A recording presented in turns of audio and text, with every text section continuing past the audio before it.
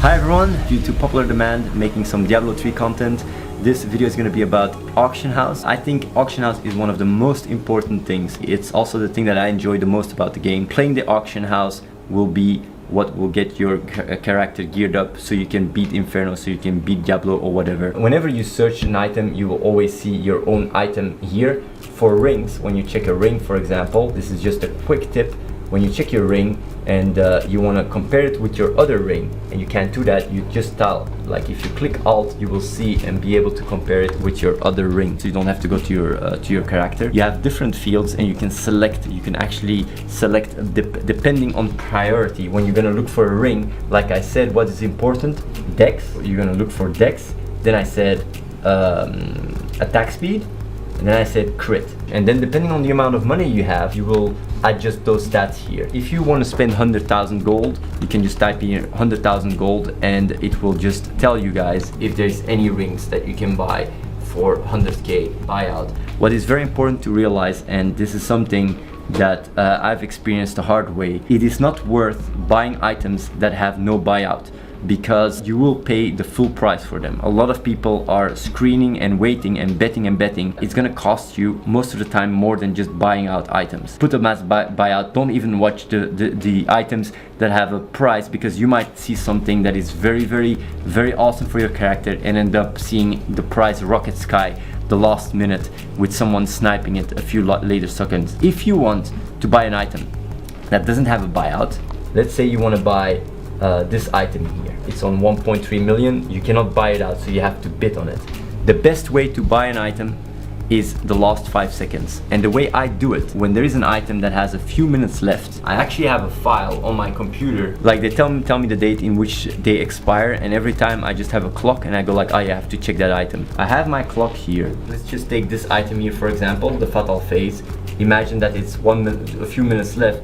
I'm gonna refresh this. The moment it's gonna go to 26, yeah, here 26, I check here, it's like 25 seconds in. So now you're gonna be counting down. You're gonna put your bet. You're gonna wait until there is 5 seconds left, and then you're gonna bet the amount you want to pay for it. A lot of people might see that as a lame trick. I just see it as a smart use of game mechanics. When you go to the sell tab, you can see your gear. I know my stats, like I want the belt with more than 196 dex. I just go to equipment, to armor, I click a belt, and I just put dex 196 here.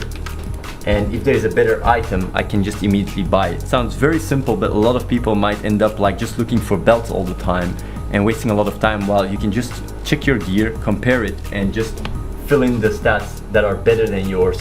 So what shows up is stuff that is better than yours. The best buys, you will get them by sniping them at the start. Spending 10 hours on the auction house, refreshing all the time, will get you better deals and more gold than farming yourself all day long. There's something else I don't want to say, and this is about all socketed items. For example, the pants here. When you want to upgrade your pants, when you put here the amount of dexterity, you always have to realize that you don't have to take the dexterity calculated in with the sockets, like gemmed. You have to put here the amount without the sockets. For example, I say I want minimum 140 dex and 2 sockets. Like when you look for pants or chest, always type 2 sockets, for chest 3 sockets. When you look it up here, you will see that most of the gear is socketed, but some gear isn't socketed. And that's where you have the buys. There's a lot of that kind of gear that isn't socketed, that sells for like almost no gold, and you can just buy that stuff and resell it very easily, because the person is just checking the prices depending on dex and doesn't realize, like I guess that's what happens, doesn't realize that his legs aren't socketed, so his legs are worth a lot more. A lot of the time the gear on the auction house will be socketed, but sometimes, now and again, you will see that gear isn't socketed and is priced very low. This is a perfect example. It's already sold as well. This guy bought legs for 170k, 175,000, and will be able to sell them for more than $1 million when he sockets them. And if you would do that all day long, you'd be able to, like, just to show you guys, legs with 146 dex and 2 sockets, I'll show you guys how much they sell. You get a lot of those legs, 3 million. That guy made himself 1 to 2 million just by checking the items without sockets. Aside from that, in the auction house, you have to realize that, like for example with offhands, when you check offhands quivers, they have different abilities, increased skill bonus, elemental arrow, but there is other, like weapons for example, have other attributes. They will have max discipline for example.